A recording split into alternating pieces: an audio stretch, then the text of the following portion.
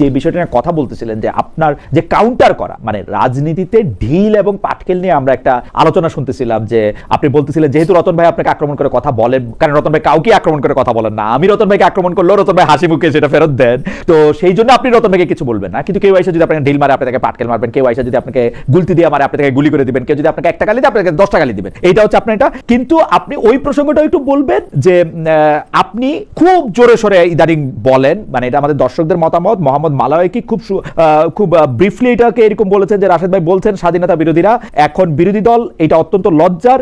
মরহুম বেগম খালেদা জিয়া স্বাধীনতা বিরোধী 2 জনকে মন্ত্রী দিয়েছিলেন, সেটাকে অন্তত গৌরবের নাকি? রাশেদের কাছে প্রশ্ন আমি মালয়েশিয়া থেকে। আপনি যদি ওই ঢিল পাটকেল থেকে শুরু করে আপনি যেসব বক্তব্য দেন সেই সব বক্তব্য একটু বলেন। কিন্তু আমরা অনেকগুলি বিষয়ে কথা বলবো রাশেদ, আমরা যদি একটু ব্রিফলি বলতে চেষ্টা করি। জনাব খান দেখেন, যে সময় জামাত ইসলাম বিএনপির সাথে রাজনৈতিক জোটে ছিল এবং একসাথে নির্বাচন করেছে, সেই সময় জামাত ইসলামকে মানুষ মজলুম হিসেবে জানতো এবং এখনকার জামাতের নেতৃবৃন্দের বক্তব্য এবং সেই সময়কার নেতৃবৃন্দের বক্তব্যের মধ্যে বেশ পার্থক্য পরিলক্ষিত হয়।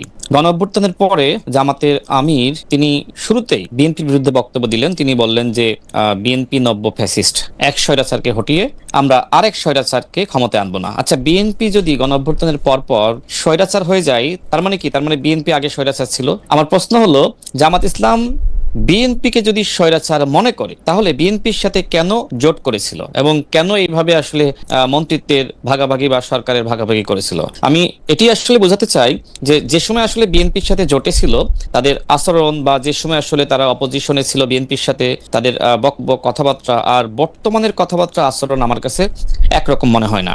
আমার কাছে মনে হচ্ছে যে জামাত ইসলাম এই মুহূর্তে প্রধান বিরোধী দল এবং এই প্রধান বিরোধী দল হওয়ার পরে জামাত ইসলাম মজলুম থেকে জালিম হয়ে গেছে। এবং বাংলাদেশের ইতিহাসে এমনটি দেখা যায় না যে আপনি যে সময় আসলে অপোজিশনে থাকবেন সেই সময় আপনি জালিম হয়ে যাবেন। একমাত্র জামাত ইসলামের ক্ষেত্রে আমার ভিন্নতা মনে হচ্ছে। দেখেন, তাদের এমপিদের নানান ধরনের কেলেঙ্কারি, এমপিদের কেলেঙ্কারি প্রসঙ্গে একটু আমরা পরে আসি, এটা যার যার ব্যক্তি মানে ওইটা নিয়ে আমরা। আপনি এটা বলতেছিলেন যে জামায়াত যখন মজলুম ছিল তখন জামায়াতের কথা ছিল একরকম, এখন জামায়াত 2001 থেকে 2006 পর্যন্ত মন্ত্রী ছিল জামায়াতের শীর্ষ নেতৃবৃন্দদের ফাঁসি হয়েছে তারপরে, তো হঠাৎ করে জামায়াত জালিম হইল কেমনে? মানে এবং আপনি শফিকুর রহমানের কথা বলছেন যে শফিকুর রহমান বলেছিল যে এক স্বৈরাচার থেকে আরেক স্বৈরাচার, শফিকুর রহমান কিন্তু কারো নাম বলেন নাই, তখনও বিএনপির সাথে ওরকম বৈরিতা তৈরি হয় নাই। তাহলে আপনারা কেন এটা নিজের কাছে নিলেন কেন এই কথাটা? মানে আমার যদি মানে নাম না নিয়ে কেউ বলেন যে মানে আপনারা নিজের কাছে মানে এটা কলা খাইনার মতো হইলো। আচ্ছা শোনেন, সবসময় নাম বলা লাগে না, অনেক সময় বক্তব্য শুনলে বোঝা যায় যে তিনি আসলে কাকে বোঝাচ্ছেন। এবং এই যে নাম নেননি তারপরে আবার নাম নিয়েছেন, তিনি তার একটা বাক্যে নাম নেননি, পরবর্তী বাক্যে তিনি ওই দলের নেতার নাম নিয়েছেন বা দলের নাম নিয়েছেন। আপনি হয়তো জাস্ট অতটুকু বক্তব্য শুনেছেন, পরের বক্তব্য হয়তো শুনেননি।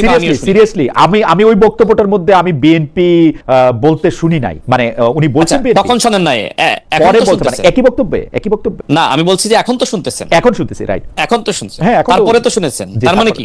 তার মানে ওই সময় তিনি কাদেরকে ইঙ্গিত করে বলেছিলেন, তার পরের বক্তব্য যদি আপনি শুনেন তাহলে তখনই বুঝছিলেন। আমি তো এখন বুঝলাম, আপনি তখন বুঝলেন। আমি কেন না, তখন আমি কেন বুঝবো না? আমি রাজনীতি করি না, আপনি তো সাংবাদিক, তাই না?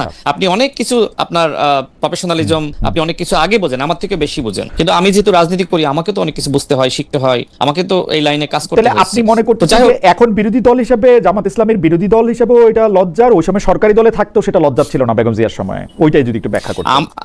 ঠিক, আমার প্রশ্ন তো সেটি যে আপনি যেহেতু বিএনপির সাথে জোটে ছিলেন, তো সেক্ষেত্রে বিএনপির প্রতি আপনার যে ধরনের বক্তব্য থাকা উচিত, আমরা তো সেই বক্তব্য আমরা লক্ষ্য করছি না।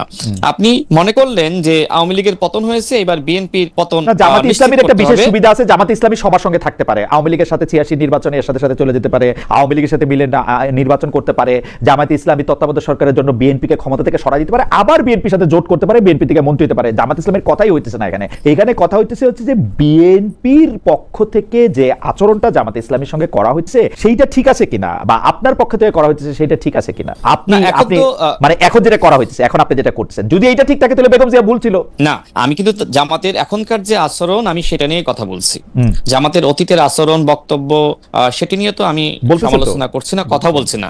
না, আমি জামাতের বর্তমানের যে আচরণ, সমালোচনা, গালিগালাজ, প্রতিদিন পতনের হুমকি, এমনকি এই যে এনসিপির কিছু নেতৃবৃন্দের দ্বারা মানে জামাতের মুখপাত্র বানিয়ে প্রতিনিয়ত জামাতের যারা মিনিস্টার আছে, দুঃখিত, যারা বিএনপির মন্ত্রী আছে তাদেরকে গালিগালাজ করানো, এগুলো কন্টিনিউয়াসলি চলতেছে। তো এইগুলো তো আসলে আমাদের অতীতে আমরা কখনো দেখি না। এমনকি শেখ হাসিনার সময়েও এইভাবে শেখ হাসিনাকে গালিগালাজ করা বা অন্য দলকে গালিগালাজ করা, হ্যাঁ সমালোচনা আলোচনা হয়েছে, কিন্তু এখন তো আসলে মাত্রা ছাড়িয়ে গেছে। জামাতের নেতৃবৃন্দ যে ভাষায় কথা বলছে, এনসিপি নাসিরউদ্দিন পাটোয়ারিরা যে ভাষায় কথা বলছে, এটা তো বাংলাদেশের রাজনীতি ছিল না। সুতরাং বাংলাদেশের রাজনীতিকে তারা কলুষিত করছে। এখন আমার কাছে মনে হয় যে জামাতের সাথে বা এনসিপির সাথে এখন খুব বেশি ভদ্র আচরণ করার খুব বেশি সুযোগ আছে বলে আমার কাছে মনে হয় না।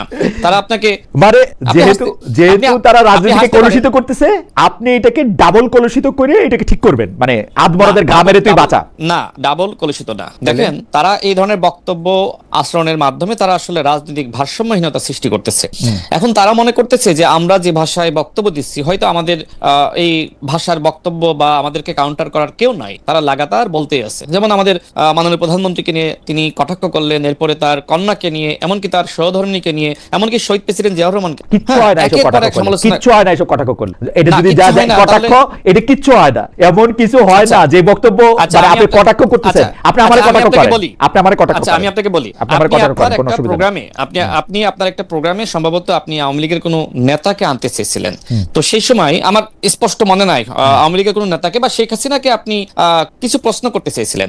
এরপরে আপনার নিয়ে বাংলাদেশে ইন্টারভিউ করতে চাই। হ্যাঁ, এক্স্যাক্টলি। এরপরে বাংলাদেশে আপনাকে নিয়ে অনেক সমালোচনা হয়, আপনাকে গালি দেয়, এরপরে কিন্তু আপনি সেটা আর করেন নাই। কোনটার করি নাই? শেখ হাসিনা ইন্টারভিউ দিলে এখনো করব না, আপনি একটা পোস্ট করেছিলেন আমার যতটুকু মনে আছে। আমি কোনো পোস্ট করি নাই, আমার কোনো সোশ্যাল মিডিয়ায় পোস্ট নাই। আমি বলি, আমি ঢাকা ইউনিভার্সিটিতে একটা বক্তৃতা দিতে গেছিলাম, সেই বক্তৃতার মধ্যে একজনের প্রশ্নের জবাবে আমি বলছি, আমি যদি আইন আমার ভাঙতে হয় তাইলে আমি শেখ হাসিনাকে ইন্টারভিউ করে সেই আইন ভাঙতে চাই। এই আইন ভাঙতে আমি সাদ্দামের ইন্টারভিউ করে সেই আইন ভাঙতে চাই না। দ্যাট ওয়াজ আমি সেটাই বলছি। এরপরে আমি আর কোনো ইন্টারভিউ করি নাই। আমাকে যদি শেখ হাসিনা এখন ইন্টারভিউ দেন, আমি এখন ইন্টারভিউ করব না। আমি বলছি যে আপনার যদি মানে সমালোচনা বলেন, আলোচনা বলেন, বা যেভাবে গালিগালাজ করছিল সেটি না করলে কি আপনি আপনার অবস্থান থেকে সরে যেতেন? আমি কি আমার অবস্থান থেকে সরে গেছি? আমি তারপরের দিন আবার বলছি চেক ইট ব্যাক। আমি তারপর দিন আবার বলছি যে আমি শেখ হাসিনা ইন্টারভিউ এখনো নিতে চাই, এখনো বলতেছি। এবং এই পৃথিবীতে এমন কোন সাংবাদিক নাই যে শেখ হাসিনা ইন্টারভিউ নিতে চাইবে না এখন।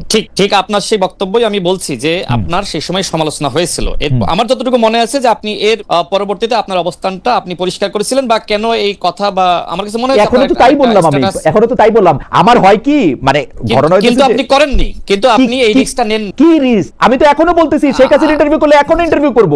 আমি 2 সপ্তাহ পরে বাংলাদেশে আসবো রে ভাই, শেখ হাসিনা ইন্টারভিউ যে করব এইটা বইলা আমি আবারও বলতেছি আমি শেখ হাসিনা ইন্টারভিউ করব। আর আমারে জেল দিয়ে দেন। শুনেন, না জেল দেওয়ার প্রসঙ্গ আমাকে যে প্রশ্ন করলেন, আপনার বিষয়ে ওই সময় যেটি হয়েছিল আমিও তো দেখেছি, যে কারণে আমি ওই প্রসঙ্গটা আনলাম। যে দেখেন, বাংলাদেশে যেটি হয়, কন্টিনিউয়াসলি নাসিরউদ্দিন পাটোয়ারিরা বলেন বা অন্যান্য নেতৃবৃন্দ বলেন, তারা কন্টিনিউয়াসলি বিএনপি কে নানান ভাষায় গালিগালাজ করছে, কটাক্ষ করছে।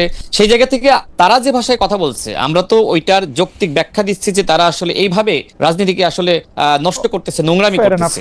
ফেয়ার এনাফ, আপনার এটা পজিশন হতে পারে, কিন্তু আমরা মনে করি যে একটা জায়গা থেকে যেটাকে আপনি কলুষিত বলতেছেন, সেই কলুষিতর জবাব যদি আপনি কলুষ দিয়েই দেন, এটা দূর হবে কিনা সেটা ভাইবা। না, এটা তো কাউন্টার দিয়ে, আমি তো এটা পাল্টা ব্যাখ্যা দিয়ে। যেমন আমি যেমন দেখেন, যে সময় আসলে বিএনপি সম্পর্কে জামাত ইসলাম নানান ধরনের মানে বক্তব্য দিচ্ছে, যেমন বিএনপি নাকি জুলাই জাতীয় সনদ নিয়ে, গণভোট নিয়ে প্রতারণা করছে, এবং এই বক্তব্য দিতে গিয়ে তারা বিএনপিকে আবার গণভোটের হুমকি দিচ্ছে, নানান ধরনের কথাবার্তা বলছে, একদিনে পতন ঘটিয়ে দিবে, 7 দিনে পতন ঘটিয়ে দিবে, 16 দিনে পতন ঘটিয়ে দিবে। এই বক্তব্যগুলো আপনিও শুনেছেন। তো সেই জায়গায় জামাত ইসলামের যে মুনাফিকি, প্রতারণা, ভণ্ডামি, সেগুলো আমরা মানুষের সামনে স্পষ্ট করছি। যে যেখানে জুলাই জাতীয় সনদ নিয়ে অন্তর্বর্তীকালীন সরকার প্রতারণা করলো, গণভোটের অধ্যাদেশ নিয়ে অন্তর্বর্তীকালীন সরকার প্রতারণা করলো, এবং সেটা ব্যাখ্যার সহিত যে এই জায়গায় ডক্টর মোহাম্মদ ইউনূস প্রতারণা করেছে, এই জায়গায় অন্তর্বর্তীকালীন সরকার প্রতারণা করেছে। বিএনপি ব্যাখ্যা চাইলে আপনি দিতেই পারেন। সেই ব্যাখ্যাই তো, সেই ব্যাখ্যা যদি না, সেই ব্যাখ্যা আমি আপনাকে বলি, যেমন নিউজ 24 এর একটি টক শোতে আমাকে লাগাতার barrister Shahriar Kabir royal agent বলছে 3 মিনিট ধরে। আমি কিন্তু হাসতেছি, আমি মানে তাকে বোঝানোর চেষ্টা করতেছি, তো তিনি কন্টিনিউয়াসলি কিন্তু আমাকে রয়্যাল এজেন্ট বলেই যাচ্ছেন। যেখানে বাংলাদেশে নরেন্দ্র মোদীর আগমন বিরোধী আন্দোলন নুরুল হক নূরসহ আমরা করেছিলাম এবং সেই সময় আমার নামে 3টা মামলা হয়। এরপরে যদি ওই ব্যক্তি আমাকে বারবার রয়্যাল এজেন্ট বলেন, হ্যাঁ আমরা ভারতের কাছ থেকে টাকা খেয়েছি, আপনি এটা আওয়ামী কিভাবে- লীগের কাছ থেকে টাকা খেয়েছি, আপনি এটা কিভাবে না, বন্ধ করলেন? তখন আপনি এটা কিভাবে বন্ধ করলেন? তখন তো স্বাভাবিকভাবে আমি কত সময় নিজেকে কন্ট্রোল করব, তখন Right. আমি তাকে কিন্তু কাউন্টার দিয়েছি এবং আমাকে তখন এবং আমার আপনি যেরকম যে শারীরিক ভাষা ব্যবহার করে কাউন্টার দিচ্ছেন সেটা খুব ডিসেন্ট হয়েছে। না, শারীরিক ভাষা তিনি আমাকে আমি লাগাতার দেখতেছিলাম এইভাবে যে আমাকে যে আপনি আঙ্গুল তুলে তুলে কথা বলতেছেন। আমি বলতেছি না, উনি তো থামতেছে না, উনি আমাকে রয়্যাল এজেন্ট বলতেছে। তারপর- তখন আমি তাকে বলছি আচ্ছা, থাক, আপনি আমি আমাকে এটা নিয়ে royal আমি এটা আমি নিয়ে- বললাম আমি আচ্ছা, এটা আপনি নিয়ে- বলেন, আপনি জি, বলেন, আমি জি। যদি ওই সময় তাকে না থামাত, হ্যাঁ। হ্যাঁ, বা মনে করেন যে আমি রাগান্বিত হয়েছি, তো দেখেন। আমি রাগান্বিত না হলে তো তিনি একের পর আমাকে এই ধরনের ভাষা তিনি ব্যবহার করে আমি ঠিক জানি না, কারণ আপনি একজন রাজনীতিবিদ, আমি একজন সাংবাদিক। আমি আসলে আপনার ব্যাপারটা আমি বুঝতে পারবো না কখনো, যে মানে আমার আসলে কি না, করা এটা উচিত। বুঝতে পারবেন না। যেমন এটা আমি আপনি- বুঝতে পারবো না। আপনি যেমন রাজনীতি ধরেন করলেই বুঝতে পারবেন। রাজনীতি করলেই বুঝতে পারবো। যেমন ধরেন আপনাকে আমি যখন বললাম যে আমাকে কটাক্ষ করেন, তখন আপনি আরেকটা প্রসঙ্গের কথা বললেন, যাই হোক সেইটার একরকম। কিন্তু আমাদের একজন দর্শক কি বলতেছে আপনি দেখেন। উনি আমাকে বলতেছেন যে খালেদ ভাই, আপনাকে কটাক্ষ করার কিছু নাই, আপনি মিড লেভেলের একজন ইউটিউব সাংবাদিক ভাই। আপাতত আপনাকে মাঝে মধ্যে দেখলে মনে হয় এটা পডকাস্ট যেখানে ক্যাজুয়াল আলাপ হচ্ছে, রাজনৈতিক নেতাদের সিনিয়র ভাই বলে তেল দেন। ফেয়ার এনাফ, এটা ওনার মনে হয়েছে, কারণ আমি কোনো গুরুত্বপূর্ণ লোক না, আমাকে কটাক্ষ করারও কিছু নাই। সেজন্য আমি হয়তো বুঝতে পারবো না যে আপনাকে কটাক্ষ করলে বা আরেকজন মানুষকে আরেকটা কথা বললে এটা কোথায় ইয়া করা উচিত। আমি আসবো আবার আপনার কাছে জনাব রাশেদ খান। আমি একটু রতন ভাইয়ের কাছে যাই। রতন ভাই, ইন্টারেস্টিং,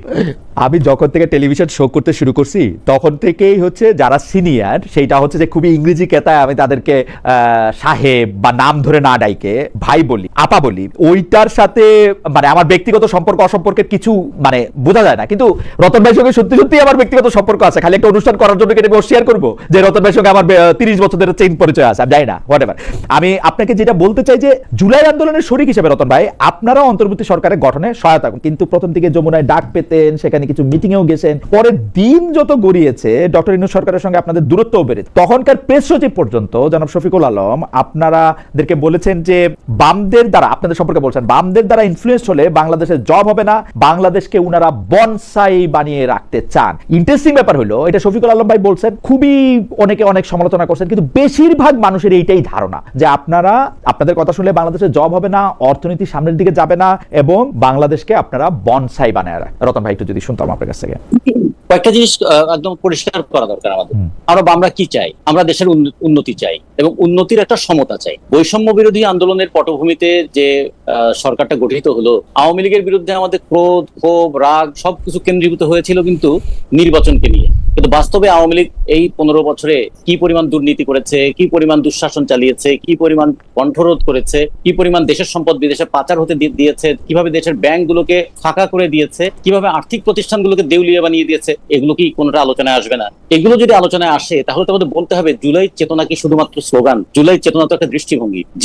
যেভাবে আওয়ামী লীগ দেশটা চালিয়েছে সেইভাবেই যদি কেউ দেশটা চালায় তাহলে বুঝতে হবে চেহারার পরিবর্তন হয়েছে, চরিত্রটার পরিবর্তন হয়নি। কিন্তু আপনারা যখন অন্তর্বর্তীকালীন সরকারের সমালোচনা করতে শুরু করলেন রতন ভাই, তখন এটা একটু আর্লি ছিল না? আপনাদেরকে আপনাদের প্রধান রাগ ছিল যে আপনাদের যথেষ্ট মূল্যায়ন করা হইতেছে কিনা, সেইটা থেকে আপনারা মানে সেইটাও তো একরকম ভাগ, তাই না? মানে ক্ষমতার একটা অংশীদারিত্ব।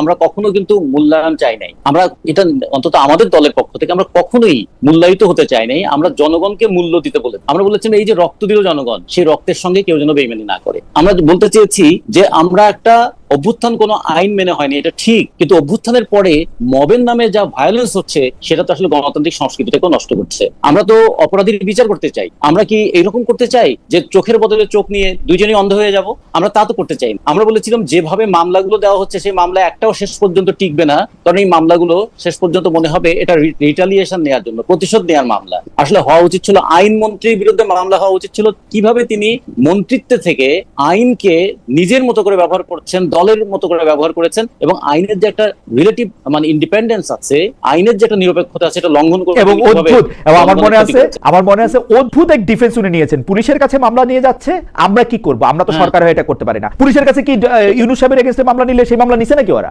সেটাই পুলিশের কাছে আসিফ নজরুলের এগেইনস্টে মামলা নিয়ে গেলে নিছে ওই মামলা। এই আদালত অবমাননার মামলায় আমাকে 6 মাস তো আদালতের বারান্দায় ঘুরতে হয়েছিল। শুধু একটা কথা বলেছিলাম যে আপনারা বলেন যে রুল অফ ল, আমরা তো দেখি যেটা রুলড বাই ল, এবং রুলার সে তার ইচ্ছা মতো আইনকে পাল্টায়। আপনারা বলেছেন যে আইন নিজের গতিতে চলে, আমরা বলেছি আইন শাসকের ইচ্ছার গতিতে চলে, কখনো রকেটের গতিতে চলে, কখনো গরুর গাড়ির গতিতে চলে। শাসকের ইচ্ছা যেমন, আইনের গতি তেমন। এই কথা বলার কারণে আওয়ামী লীগের আমলে আদালত অবমাননার মামলায় অভিযুক্ত আদালত অবমাননা হয় কিনা জানি না, সেটাই। মানে আইন উপদেষ্টা বলেন, আইন উপদেষ্টা ডক্টর আসিফ নজরুল বিশ্ববিদ্যালয়ের শিক্ষক, উনি গিয়া বলেন যে পুলিশ কষ্ট করে ধরে আনে, আপনারা জামিন দেওয়ার সময় লক্ষ্য করে খেয়াল করে দিবেন। এটা আবার উনি পরে জাস্টিফাই করে যে এটা তো জুরিসপ্রুডেন্সই আছে, এটা তো ইয়াতেই আছে। তো জুরিসপ্রুডেন্স আপনি জানেন, যারা বিচার করতে বসছে তারা জানেন না, আপনি শিখাই দিতে হবে জুরিসপ্রুডেন্স। সেটাই। তার মানে শাসকদের চাহনি, শাসকদের ভ্রুকুটি, শাসকদের চোখের পাতা কখন কাঁপে, কখন চোখ রক্তবর্ণ হয়, তা দেখে কি বিচারালয় চলবে? আমরা এই জায়গাগুলো যখন বলেছি তখন আমরা বললাম যে তাহলে ইউনূস সরকারের কাছে তো প্রত্যাশা অনেক ছিল। ইউনূস সরকার যে প্রত্যাশার জায়গায় যে মানুষকে একটা প্রতারণার দিকে নিয়ে গেলেন এবং দীর্ঘস্থায়ী জটিলতার মধ্যে দেশটাকে ফেলে গেলেন, এর জন্য এই যে জুলাই অভ্যুত্থানের যে ছেলেমেয়েরা নেমেছিল, তার সঙ্গে যুক্ত হয়েছিল যে শ্রমজীবী মানুষ, তার সঙ্গে যুক্ত হয়েছিল যে বাবা মায়েরা। আমাদের ইতিহাসে অনেকগুলো অভ্যুত্থান আছে, কিন্তু এবারের অভ্যুত্থানে মা তার সন্তানকে সাথে নিয়ে মিছিলে শরিক হয়েছে। সেই মায়ের কি আকুতি ছিল যে একটা গণতান্ত্রিক পরিবেশ থাকবে, সেই জায়গায় যারা নষ্ট করলেন তার সমালোচনা কি আমরা করবো না? তার সমালোচনা আমরা করেছি এবং এখনো আমরা, এবং যখন এবারও নির্বাচিত হওয়ার পরে কিন্তু রতন ভাই, আপনি দুর্নীতি, পাচার, দেউলিয়া হওয়া, বিভিন্ন ধরনের নেপোটিজম, মানে আত্মীকরণ সব কথাই বলতেছেন, কিন্তু বিকল্প হিসেবে কি আমরা কিছু দেখতেছি? এই দুর্নীতি, পাচার, দেউলিয়া হওয়ার পাশাপাশি বাংলাদেশের জনগণের তো 10টা চাকরি হয়েছে, 20টা এমপি তাদেরকে 30টা টাকা দিছে, এটা ওরা সরাসরি দেখে। আপনাদের কাছে কিন্তু কিছুই পাওয়া যায় না, আপনারা তো কিছুই পান না। আর আরেকটা প্রসঙ্গ হচ্ছে, দুইটা যদি একসাথে জবাব দেন। আরেকটা হচ্ছে যে আরেকজন দর্শক এরকম বলতেছেন যে ভোটের মাঠে, ওনার নাম আলমাস শফি, উনার আরেকটা মন্তব্য পড়ি, কারণ উনি বলতেছেন ভোটের মাঠে আমাদের অন্যতম একটা সমস্যা হলো ধর্ম বা বিশেষ করে ইসলামের ধারে কাছে না থাকা। গত নির্বাচনে জোনাস সাকির ভাইয়ের মাথাও টুপি দেখেছি, যা আগে কখনো দেখিনি, মনে পড়ে না। এখন তিনি এমপি, এগুলি বুঝতে হবে। আমরা এই দুইটা বিষয় যদি বলেন যে বাংলাদেশের লোকজন তো এমপিদের কাছ থেকে সরাসরি হয় চাকরি চাইতেছে, নাহলে মেয়ের বিয়ের জন্য টাকা দিতে, আপনারা তো তার কোনোটাই দিতে পারতেছেন না বা পদ দেখাইতেছেন না। তাইলেও এই দুর্নীতি, পাচার, দেউলিয়তের বিরুদ্ধে আপনারা কি দাঁড় করাচ্ছেন, মানে সেইটাও তো আমাদের একটু বুঝতে হবে। একটা মূল্যবোধ দাঁড় করানোর চেষ্টা করছে এবং সেটা হয়তো এখন আমরা বিজয়ী হইনি। আচ্ছা, ধরুন যে ইয়াবা ব্যবসা করে, তার ইয়াবার সোর্স হিসেবে তো সে 15-20 জন 25 জনকে কাজে লাগায়। এমনকি আমরা যদি বলি এরশাদ শিকদারের মতো একজন খুনি, সেও তার এলাকায় গিয়ে সে একদিকে 23টা খুন করেছে, আবার এলাকায় গিয়ে মসজিদ করেছে, এতিমখানা করেছে, মাদ্রাসা করেছে। এলাকার লোক তো তাকে আবার খুব একজন ভালো মানুষ হিসেবে জানে। তাহলে মানুষের এই জানাটার সঙ্গে সত্যিকারের চেহারাটা কি উন্মোচিত হওয়া উচিত নয়? আর একটা বিষয় হলো, নির্বাচনের সময় আমি ধর্মকে ব্যবহার করে মানুষের ভোট নেব? কেউ বেহেশতের সোল এজেন্সি দাবি করে ভোট নেবে, সে বলে যে আল্লাহ সবকিছুর মালিক, কিন্তু তিনি আবার বলছেন আমাকে ভোট দিলে তুমি বেহেশতে যাবা। তার মানে আল্লাহর দায়িত্ব কি তিনি নিজে নিয়ে নেবেন? এই ধরনের কথা তো ভাই আমরা বলতে পারবো না। এই ধরনের কথা না বললে যদি ভোট না পাই, তাহলে আরো অনেক দিন হয়তো আমাদের অপেক্ষা করতে হবে। কিন্তু এই ধরনের কথা, কিন্তু রতন ভাই এই ধরনের কথা বলতে হবে না। কিন্তু আপনারা কি একটা আদারিং এর রাজনীতি করেন, যে সেই আদারিংটা হচ্ছে যে যদি রাশেদের মতো এরকম সুন্দর দাড়ি থাকে, যদি একটা সৌম্য চেহারা থাকে, যদি পাঞ্জাবি পরে, 5 ওয়াক্ত নামাজ পড়ে, মসজিদের দিকে যায়, ওরে আপনি আর মানে বাম দলে ওর যাওয়ার আর কোনো চান্স না থাকে কিনা, এরকম একটা অবস্থা হয় কিনা? নূর বাম নেতাদের মধ্যে বিরাট একটা অংশ তারা কিন্তু দাড়ি রাখে, তাদের অনেক সময় বড় চুলও রাখে। এগুলো তো আপনারা দেখেছেন এবং দেখছেন। তাহলে চুল এবং দাড়ি নিয়ে বামপন্থীদের বিশেষ কোনো আলাদা অ্যালার্জি নাই, বরঞ্চ মানে যারা পালন করেন, বরঞ্চ আমরা যদি এই প্রশ্নটা করি, রমজান মাসে জিনিসপত্রের দাম যে বাড়ায় যে ব্যবসায়ীরা, সেই দামটা বাড়িয়ে তারাই কি মাথায় টুপি দিয়ে তারা কি ইফতারে বসে না? একবারও কি তারা খেয়াল করে না? একবারও তারা খেয়াল করে না? অন্যের কথা রতন ভাই বললেন, মানে আমাদের তো আপনাদের কথাটা শুনতে হবে, মানে বিকল্পটা শুনতে হবে। রতন ভাই, আসছি আবার আপনার কাছে। আমরা জি, আপনি কি শেষ করবেন? শেষ করতে চাইতেন কিছু? হ্যাঁ, শেষ করি। আমার ওটাই যে কখনো হয় কি, একটা নীতির জন্য হয়তো অনেক দিন আমাদের লড়তে হবে। আমরা বুঝতে পারছি যে আমাদের কথাটা এখনো মানুষ গ্রহণ করছে না, আমাদেরকে আরো অনেক হয়তো পরীক্ষা দিতে হবে। আমরা সেই পরীক্ষা দিতে প্রস্তুত আছি, কিন্তু সাথে সাথে মানুষকে এটাও বলবো, কোনো সস্তা মোহে অথবা বিভ্রান্ত করে যদি আমি ক্ষমতায় যাইও, সে ক্ষমতা দিয়ে কিন্তু মানুষের ভালো করতে পারবো। আমাদের একজন দর্শক পাবেল সরকার, উনি প্রশ্ন করেছেন যে খালেদ ভাই, এনসিপির নেতারা যে ভাষায় সরকারের সমালোচনা করছে, এটা কি রাজনীতির ভাষা? আশা করি উত্তরটা দিবেন। রাজনীতির ভাষা বলে আলাদা কোনো ভাষা আছে কিনা আমি জানি না। আমি ভাই গালাগালি, আরেকটা মানুষ উপস্থিত না থাকলে শুধু বাড়িয়ে কথা বলা এবং বিভিন্ন ভাবে তাকে আক্রমণ করা, অশালীন আক্রমণ করা, সেইটার আমি বিপক্ষে। আইন নিজের হাতে তুলে নেওয়ার বিপক্ষে। এছাড়া যে যাকে যত বেশি মানে তার রুচি অনুযায়ী, তার শিক্ষা অনুযায়ী সে এটা করতেই পারে। এটা নিয়ে আমি বলার কেউ না আমি।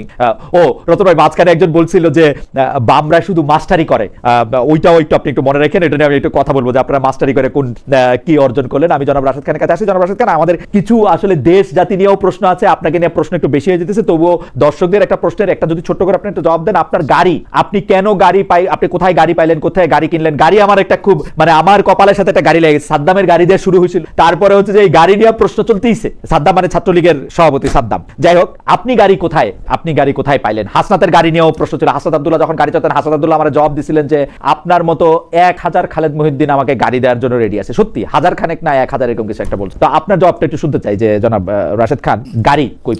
আচ্ছা এখন তো আমাকে সরকার থেকে গাড়ি দিচ্ছে, সরকারের গাড়ির আগে। আচ্ছা, নিশ্চয় আপনার খেয়াল থাকবে যে ইন্টারিম গভর্নমেন্টের সময় নুরুল হক নূরের উপর আমাদের উপরে গণ অধিকার পরিষদের কার্যালয়ের সামনে হামলা হয়েছিল এবং সেই হামলা প্রশাসনের একটি অংশ জড়িত ছিল এবং জাতীয় পার্টির সাথে গণ অধিকার পরিষদের যে সংঘর্ষ সেটিকে কেন্দ্র করে নুরুল হক নূর ব্যাপকভাবে আক্রান্ত হয়েছিল। এরপরে গণ অধিকার পরিষদের একজন নেতা, তিনি ব্যবসা করেন, কেন্দ্রীয় সহসভাপতি, তার নাম জাহিদুর রহমান।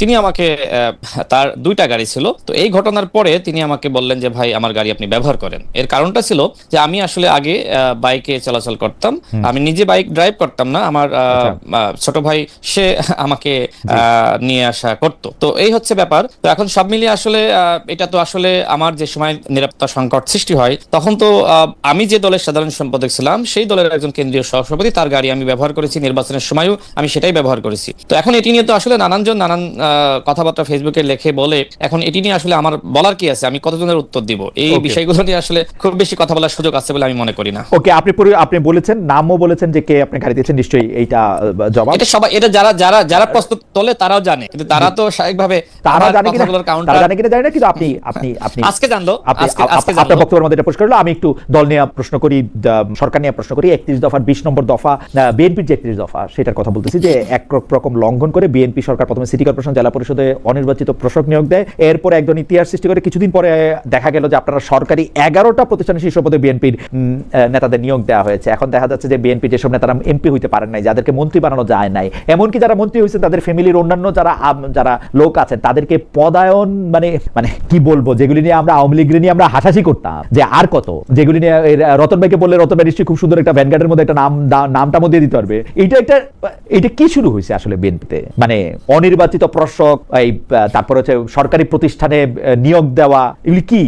দেখেন, বিগত 16 বছরে মানে আওয়ামী লীগের সময়ে যেটি হয়েছিল যে বিভিন্ন প্রতিষ্ঠানকে দলীয়করণ করা, বিশেষ করে আমি যে সময় ঢাকা বিশ্ববিদ্যালয়ের ছাত্র এবং আমি সূর্য সেন হলের আবাসিক ছাত্র ছিলাম, সে সময় দেখেছি যারা আসলে ছাত্রলীগের রাজনীতি করতো তাদেরকে এনএসআই-তে এবং অন্যান্য গোয়েন্দা সংস্থা বলেন বা বিভিন্ন বিশেষ করে পুলিশের এসআই, এছাড়া যারা আসলে আওয়ামী পরিবারের ছিল বা ছাত্রলীগ করতো, তারা আসলে পুলিশ ভেরিফিকেশন, সেটা বিসিএস ক্যাডার থেকে শুরু করে আপনার বিভিন্ন চাকরিতে তাদেরকে আসলে এক ধরনের সুযোগ দেওয়া হতো। অর্থাৎ 16 বছরে শেখ হাসিনার 16 বছরে প্রশাসনকে এক ধরনের দলীয়করণ করা হয়েছিল। আচ্ছা, এরপরে অন্তর্বর্তীকালীন সরকারের 18 মাসে যেটি হলো, যেহেতু আসলে অন্তর্বর্তীকালীন সরকারের 2-1 উপদেষ্টা, তাদের সাথে তো আমাদের সম্পর্ক যোগাযোগ ছিল এবং আমাদের নিজেদেরও কিছু লোকজন, মানে পরিচিত লোকজন সরকারের আশপাশে তো ছিল। নানানভাবে যতটুকু আসলে জানতে পেরেছিলাম, এছাড়া আসলে যারা সমন্বয়ক ছিল, ছাত্র উপদেষ্টা ছিল, তাদের সাথে তো সম্পর্ক ছিল।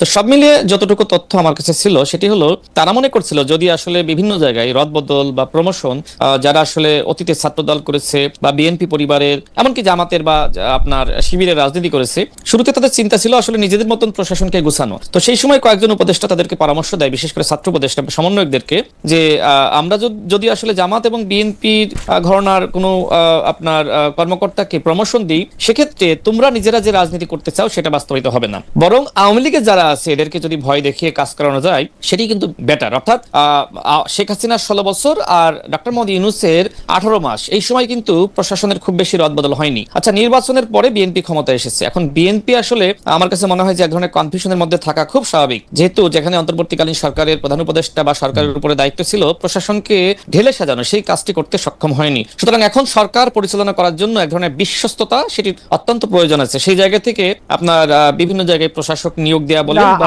আমি বিভিন্ন দুইটা কর্পোরেশনে, জিনিস জনাব রাশেদ এই খান, লাইনটা শেষ জনাব করি, জি, শেষ করেন, শেষ করেন। এই লাইনটা শেষ করি। তো সেই জায়গায় বিভিন্ন কর্পোরেশন বা প্রতিষ্ঠানে সেখানে আসলে যারা অভিজ্ঞ বলা যায় বা রাজনীতি করেছে তাদেরকে নিয়োগ দেওয়া হচ্ছে, এবং এটা মূলত আসলে আপনার সরকারকে গতিশীল করা বা প্রশাসনকে পরিবর্তন করা, এর বাইরে আমার কাছে মনে হয় না যে আসলে অবিশ্বাস রেখে, সন্দেহ রেখে আসলে সরকার কন্টিনিউ করতে পারে। যেহেতু অন্তর্বর্তীকালীন সরকারের যে দায়িত্ব ছিল ওই দায়িত্ব তারা পালন করেনি। যদি তারা প্রশাসনকে সঠিকভাবে সাজাতো বা ওই আওয়ামী ফ্যাসিবাদকে দূর করতে পারতো, আমার কাছে মনে হয় যে বিএনপি সরকার তাদের জন্য দেশ চালানো সিদ্ধান্ত নেওয়া আসলে খুবই সহজ হতো। জনাব রাশেদ খান, এখানে আমি দুইটা কথা বলতে চাই যে সরকারের প্রতি যে আপনারা বিশ্বস্ততা দেখতে চাইতেছেন, এই বিশ্বস্ততা থেকেই আসলে এক ধরনের ফ্যাসিবাদের উৎপত্তি হয়, এবং এই রকম বিশ্বস্ততার কথা বলেই আওয়ামী পরিবার ডিএনএ পরীক্ষা করা এগুলি বলেই কিন্তু বিভিন্ন জায়গায় বিভিন্ন লোককে নিয়োগ দেওয়া হয়েছিল। আর দ্বিতীয় কথাটা যেটা আমি আপনাকে বলতে চাই যে অন্তর্বর্তী সরকারের, আপনার কথা শুনলে মনে হয় যে অন্তর্বর্তী সরকার শুধু ছাত্রনেতাদের বা জামাতের কথায় উত্তবস্ত, কিন্তু আমরা অন্তর্বর্তী সরকারের নিরাপত্তা উপদেষ্টারে পররাষ্ট্রমন্ত্রী হইতে দেখি, আমি অন্তর্বর্তী সরকারের অ্যাটর্নি জেনারেল আইনমন্ত্রী হইতে দেখছি,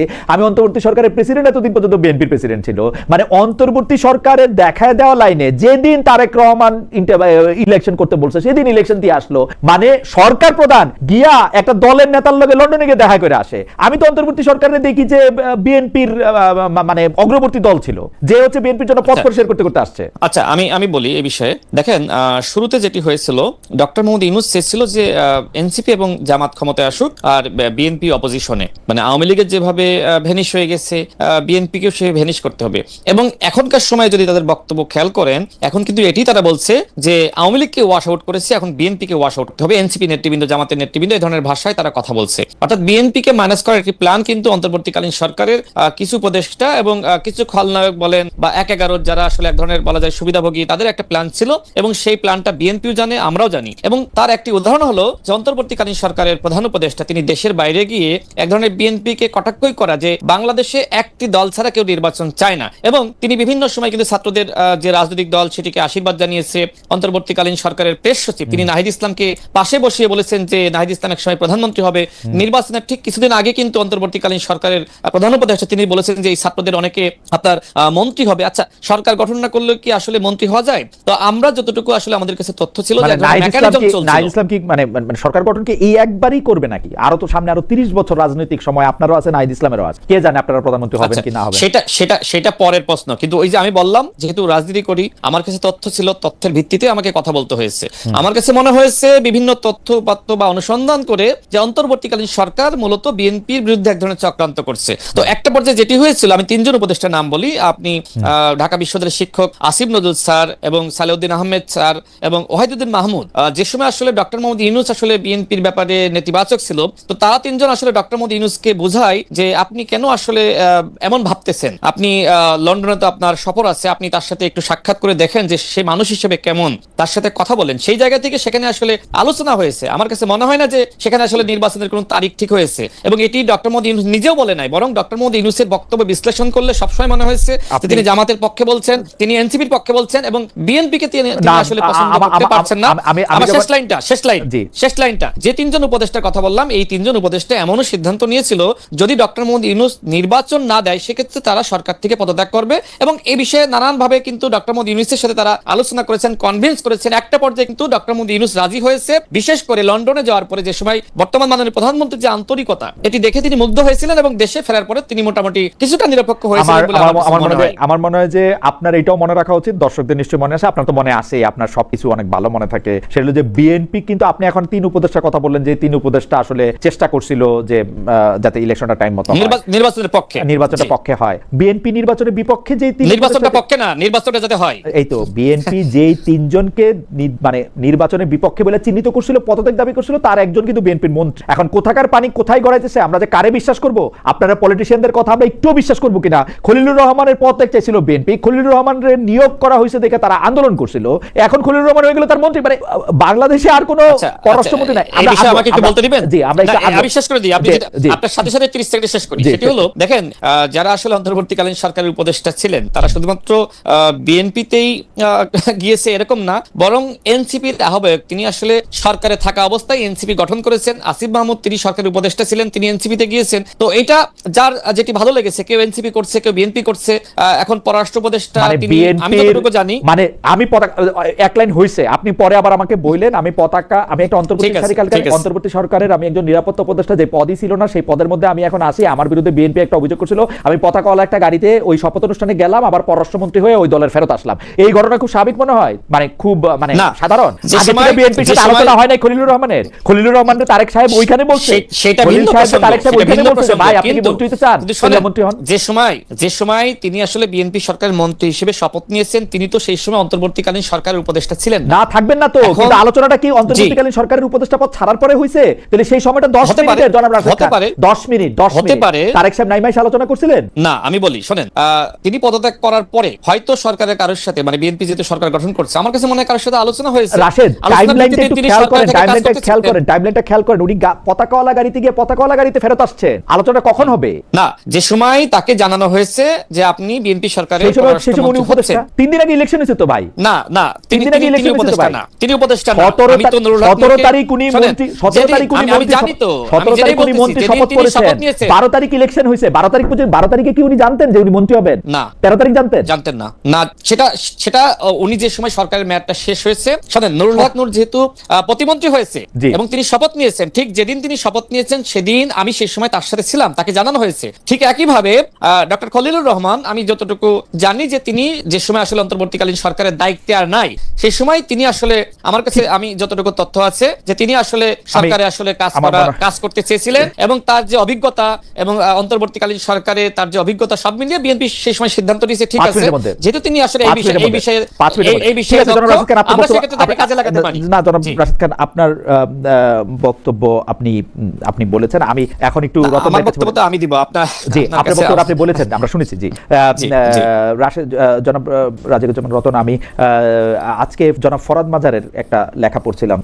উনি ফেসবুকে লিখতেছেন যে আপনারা যে 72-এর সংবিধানের প্রতি পক্ষপাত দেখান, আপনারা যে মার্কিন চোখে সন্ত্রাসবাদ বিবেচনা করেন, আপনাদের সেকুলার বয়ান মানে যে ইসলামপন্থীদের বিরোধিতা, এইগুলি নিয়ে তিনি কিছু প্রশ্ন তুলেছেন। আপনি যদি একটু সংক্ষেপে বলতেন, আমরা একটু শুনতাম। জনাব রাশেদ, জনাব রাশেদ, আপনাকে কি বের হয়ে যেতে হবে নাকি আপনার কাছে আর 5-7 মিনিট সময় আছে? যদি আর কিছু প্রশ্ন থাকে আপনি আমাকে একটু আগে সুযোগ দিয়ে না, আমরা শেষ করে দিই। আমরা রতন